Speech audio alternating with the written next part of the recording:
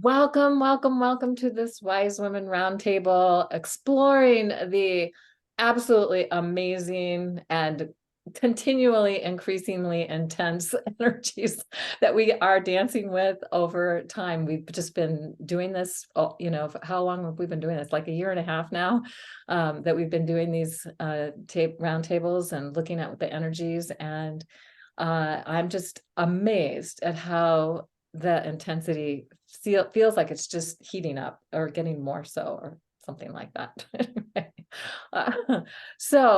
Here we are recording this just a few days before a new moon in Cancer on July 17th. That's going to be out of bounds, another out of bounds. So we had the full moon in June was out of bounds. The new moon in June was out of bounds. The full moon in early July was out of bounds. And now we have this new moon in Cancer out of bounds. Like everything has been outside the boundaries of ordinary reality for the last month and a half or so. It's been wild. And it can only happen in certain time periods when the moon is coming into its 19-year lunar standstill, something we've talked a little bit about before. And if you don't know what that is, I'll put a link to a video that will explain more about it. But it's the time when the moon in certain signs, when it's in Sagittarius, Capricorn, or Gemini, Cancer, goes outside the boundaries of the sun. So we go outside of ordinary reality. And so we've been in this sort of extraordinary place, extraordinary, outside of ordinary, since that full moon in early June. And then the other thing that's happening with this new moon, also at this out of bounds new moon that's taking place, is that the nodes are moving into Aries for the first time in 18 and a half years. The last time they moved into Aries was, just the exact date, was December 26, 2004. And at that time, Pluto was in the sign of Sagittarius. That's going to explain more about why I said that in a moment. And so now on July 17th, 2003, we have the North Node going into Aries, the South Node going into Libra, and Pluto. So when they move, the nodes move backwards. So they move into the 29th degree, not the 0 degree. So they're moving into the 29th degree of Aries, Libra, and Pluto is at 29 degrees Capricorn in a pretty precise square. There will be 3 exact, like to the minute squares on July 22nd, July 24th or 5th, and July 28th. It's kind of just hanging out right there in that really precise moment. And it's going to stay very close through the month of August and within 5 degrees until middle of December.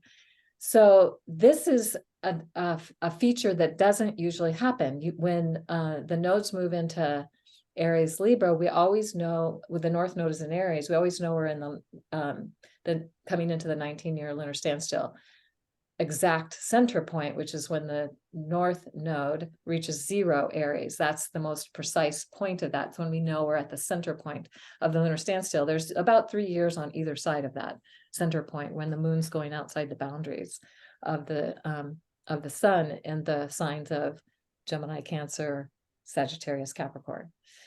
And literally in Scotland, the Callanish standing stone circle, that's where the moon walks the land when it's in those signs. Like the full moon in Capricorn or in Sagittarius will just walk across the land.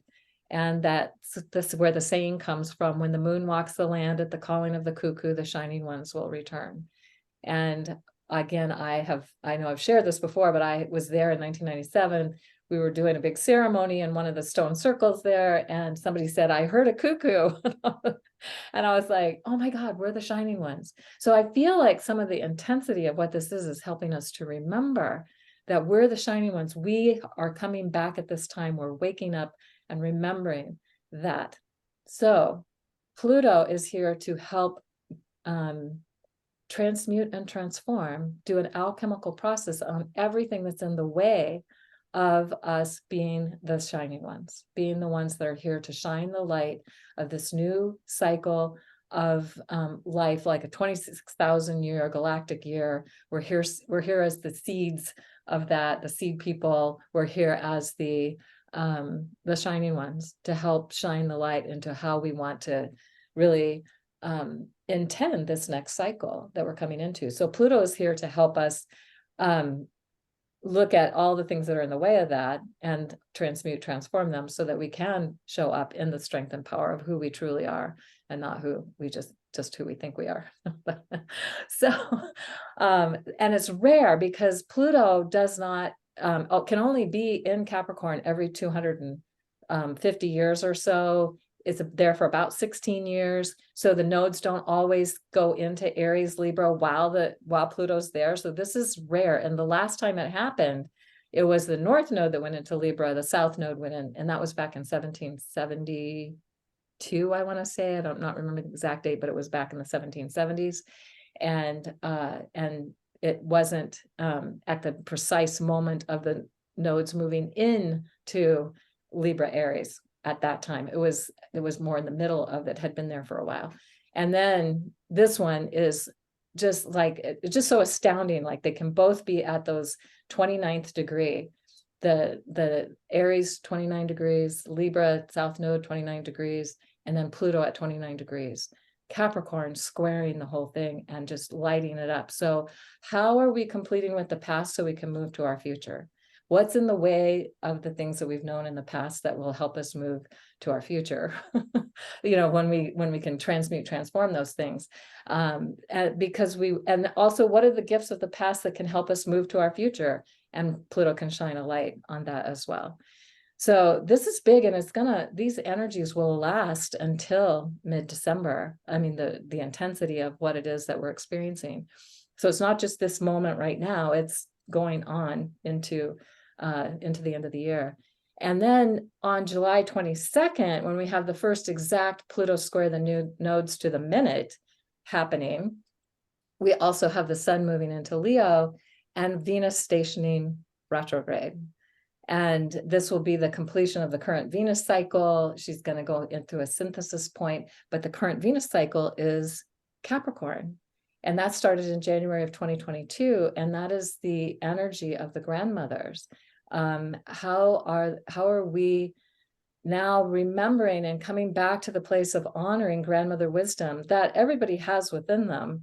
We just often don't remember, or we don't know how to access it. And we also don't have examples of it so much in our culture of how of having grandmothers who are wise and who can be there to help guide and support us. So we're having to bring that back within ourselves to be able to have that experience again. And of course, there are the 13 Indigenous grandmothers, circle of grandmothers that came together, interestingly, in 2004, when the nodes last went into Aries Libra, and at the end of 2004, but they were brought back together. And the prophecy is that when the voices of the grandmothers are heard, that peace will come to the earth again, or that will come back into balance.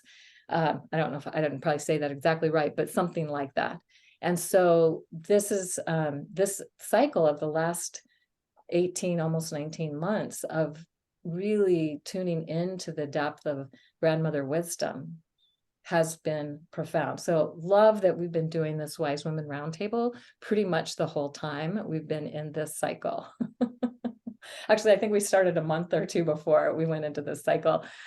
So we're accessing our own wisdom to share with you to help support your process as we're moving through this time.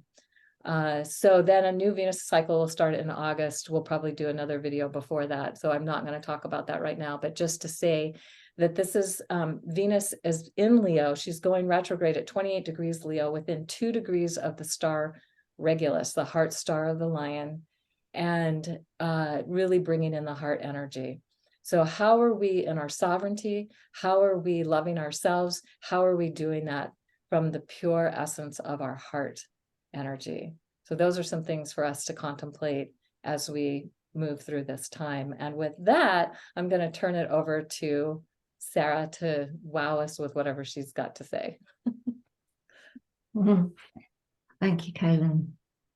Yeah, I've busy been trying to do maths in my head to work out where I was 18 years ago. It kind of comes at a time in my life when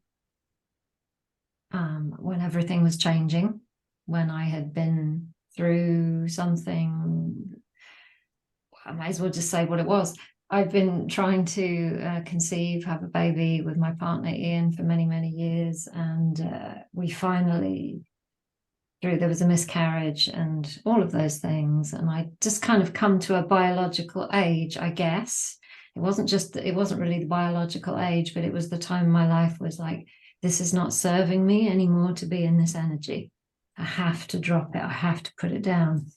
And it was around that time. So I did. And my life just got so much better because I just let it be. So I kind of feel as if I'm in those sorts of energies again. In is a different script, different story. I actually feel quite excited about the energies. I know they're wild and crazy, and that's not always very comfortable for me, but I can really feel the undercurrent for myself and for people like us, but the kind of people that I work with are healers, often very gentle folk, very who've kind of been the hidden healers, maybe. In what I mean by that is that they haven't fully acknowledged it in themselves because it wasn't safe to, and we've all got those parts in us. So what's been kind of moving through my own system and just watching it and encouraging people to really start to sense that the times are changing, and soon, I don't know when soon will be, there will be a beautiful planet of abundance for us to live in. It might not be next week, or maybe it's already there. Well, it is already there, but maybe I can only speak for myself as a human. I might not be able to fully access it for a while, but I think there's some very amazing times coming.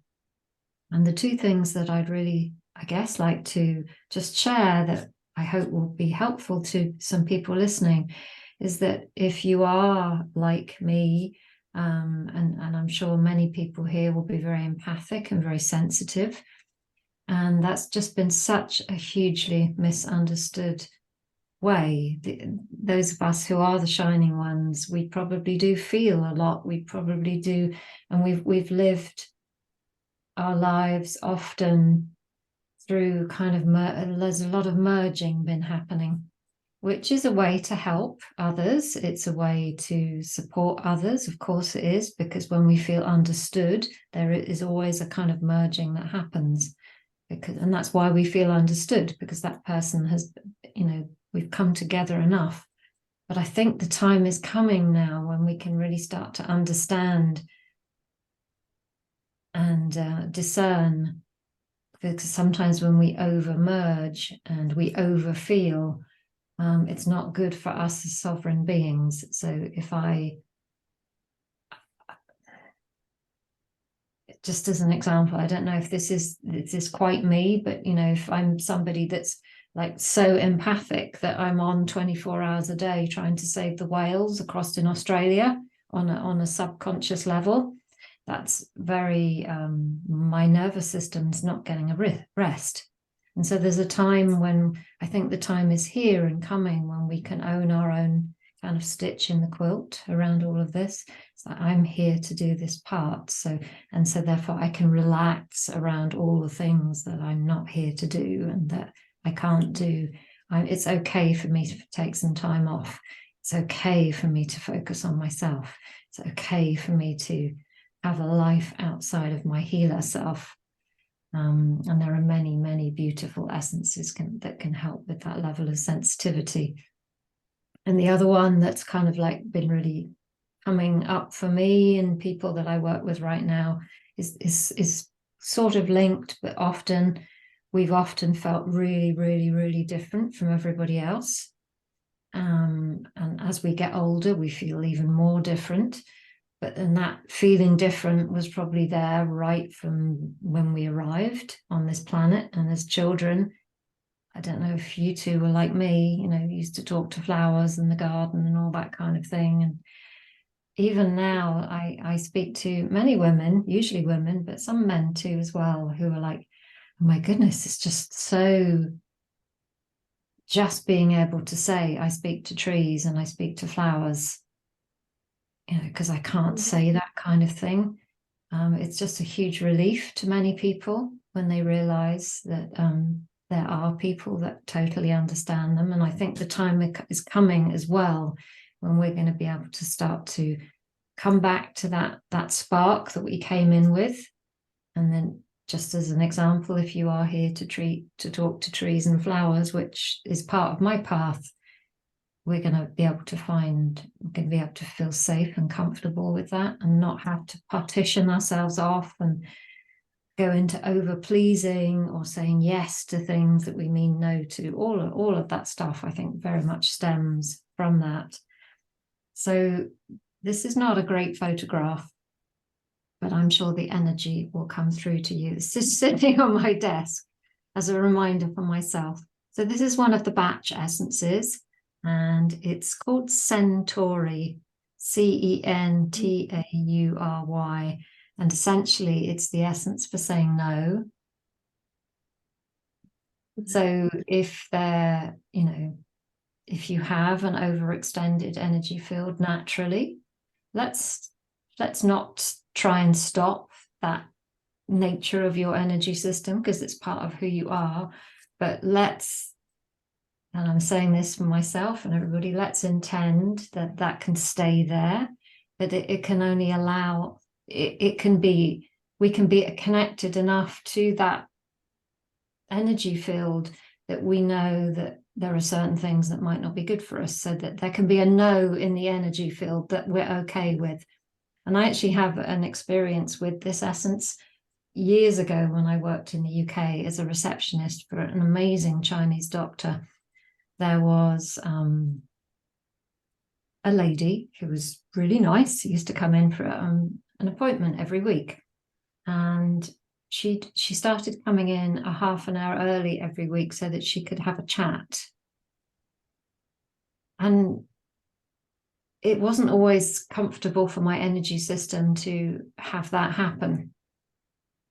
And one day I used some of this essence, not really because of her. I mean, obviously I was in that zone, so this wasn't about her at all. And actually it was a beautiful gift. And as she came through the door, she came towards the desk to kind of sit down and talk to me. And it was almost as if she hit a field. And she went, "Oh, hello." And we kind of greeted, and she went, "I think today I'll just go and sit down and read a magazine. Is that okay?" And I was like, "Sure." And I was like, wow.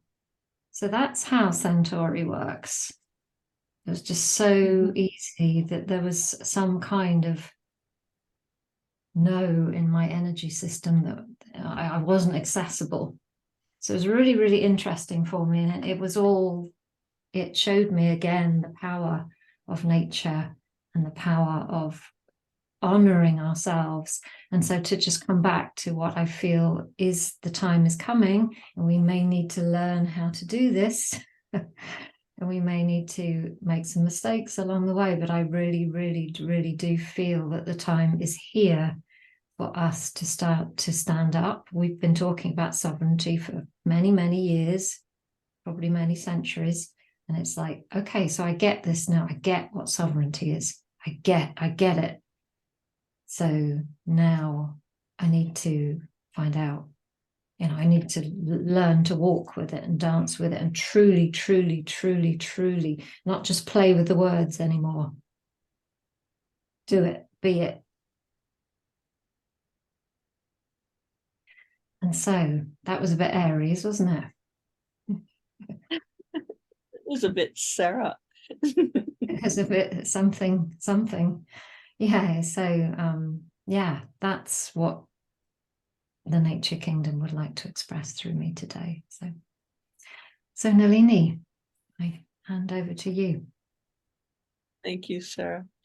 This has been so much fun to listen to each of you ladling light in exactly the way that works for you. And I love you, and I appreciate it more than my body's going to let me say right now. But not but and it's always fascinating when any of us come together like this. And we did begin this panel, or whatever we want to call it, just before the grandmother energies. But another word for the grandmother energies, as you both mentioned, is that elder wisdom that each being holds, even if they're an infant, even, male, female, none of that matters. We all have it. This is what I find is being honed and refined and cultivated within each of our essences. And does that happen through challenging circumstances? Well, it seems to have done. Does that happen through ease and grace? That also occurs. And that's happening all at once right now. I find it fascinating. I mean, I love the Centauri essence. I don't know if anyone would suspect this of me at this point, but I was one of those very, very empathic, open children who really didn't understand about boundaries. And did I not have them most of the time? Did I not understand the need for them all of the time? Because my awareness was very much in the oneness, in nature, well, nature collaborates and cooperates this way. What is wrong with the bipeds? And I used to get that look that the dogs get sometimes when they go, all the time. And gradually things were explained to me by various teachers, etc. But as we come into our inner elder, our inner teacher, even the teaching word, that archetype, is no longer really appropriate. It's no longer resonates. It's that sovereignty. And I love it that you brought up Centauri, because one of the things I've been studying lately are the dwarf planet and Kuiper Belt objects, several of whom are called centaurs. And they all have, each one of those celestial beings has an energy of a particular slice of no. And it very much has to do with what resonates and what doesn't, what's appropriate for the being and what is not. And we all know that. I mean, I know these ladies rather well. And I know that as they were children, they had that no. Now, I did not know them then in the physical, but we can all see that about one another. You knew what resonated with you and what did not. And yet so much of that was subjugated to the right thing, the done thing, etc., what's allowed in the front room. And we knew what was inappropriate for us and what wasn't. And typically, especially for women, also for men, but especially for women, we were conditioned that doesn't matter, your no doesn't matter, your true essence is less important than the done thing. And the done thing all over the planet right now is dissolving, is evaporating, is breaking down, is falling apart. New things are falling together, however we want to see that. And it might not look like it in some cases, because the fist will tighten and then more things slip through the fingers. So it's important to remember about the slipstream, because the fist is only part of a construct, a reality construct that we've all helped to invent. And there's no blame, there's no, buck to pass. This last moon was the buck moon, by the way. The full moon was. There's nothing like that except the acceptance and acknowledgement of responsibility at a sovereign level, at that level that says, this is what's appropriate for this being and this little thread in the quilt that happens to be this body, this incarnation, and it's only one of many. And so all those things that we could climb into, the archetype we could climb into, like one of those big military walking machines, the identity that we could climb into and wear, hey, they're fun. But is that what's real for each of us? And only our source essence, only our sovereignty can answer that question. No one can answer it for us. And also all of those fake personas, the fakeness of us that we've taken on for mostly protection, mostly to hide behind, even if we won't admit that, mostly to be something that we're not, to pretend because that's what the world seems to demand. And it has tended to do that. All of that stuff if we just let it collapse, then the light has room to breathe. The love that we are has room to breathe. It doesn't need to grow. It's everything. It's infant. It's there.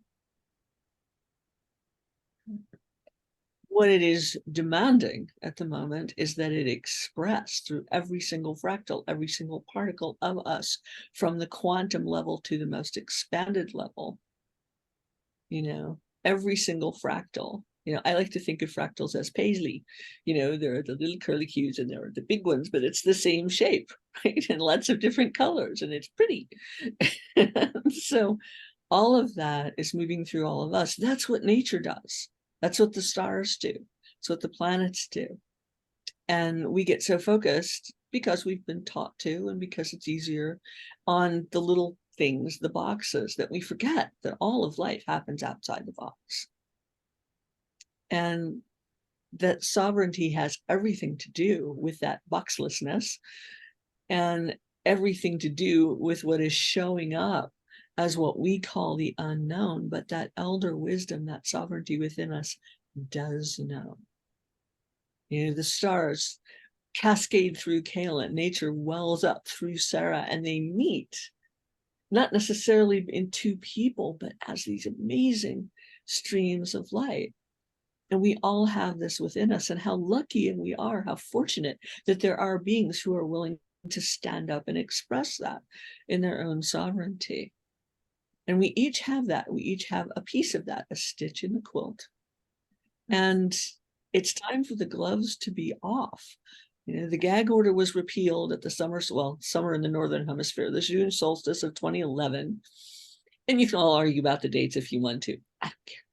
Anyway, the gag order was repealed then, and I remember it. I remember the download from the Syrians coming through, like, the gag order is lifted. And I just rejoiced, even though I had no idea what they were talking about. I did, but, who knows what that means. And it was like, the truth can be spoken. It can be fully, absolutely embodied and expressed.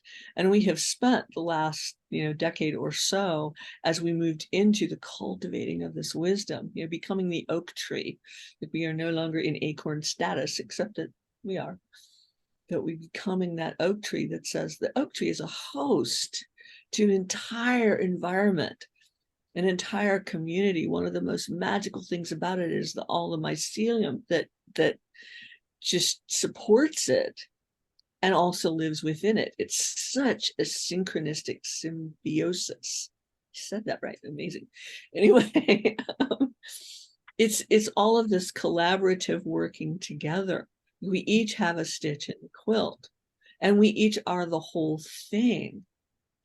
But it's also changing and shifting all of the time. So it's a time to honor that as it wells up within Gaia, as it wells up within each of us, as our blood changes, as our physiology changes. And is that going to be a little weird for our minds? Well, it is being, isn't it?